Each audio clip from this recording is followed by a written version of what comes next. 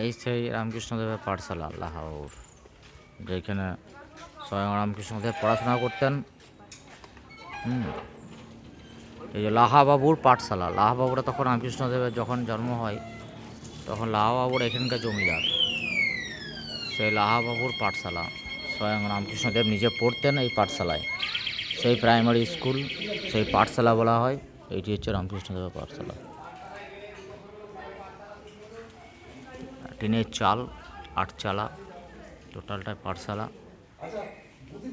এবং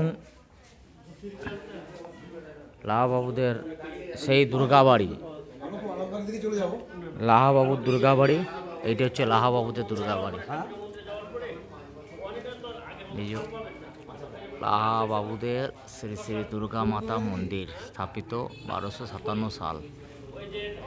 সেই দেখুন ভিউয়ার্সটা একই আছে, শুধু মন্দিরটা একটু নতুনত্ব হয়েছে, কিন্তু পিলার টিলার সব একই আছে। সেই আগেকার সিঁড়ি, আগেকার ধাপ, সব কিছু আগেকার। এ লাহাবাবুর, এটি হচ্ছে লাহাবাবুদের মা দুর্গা। সেই তখনকার বাড়ি, তখনকার দুর্গা।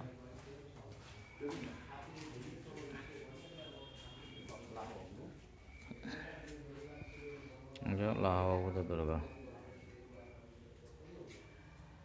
বাড়ির চাল সব একই আছে, খালি একটু থাম্বা দেখতে পাচ্ছেন, আগেকার পিলার, সব কিছু আগেকার, খালি ওপরের টালিটা তুলে ঢালাই দেওয়া হয়েছে।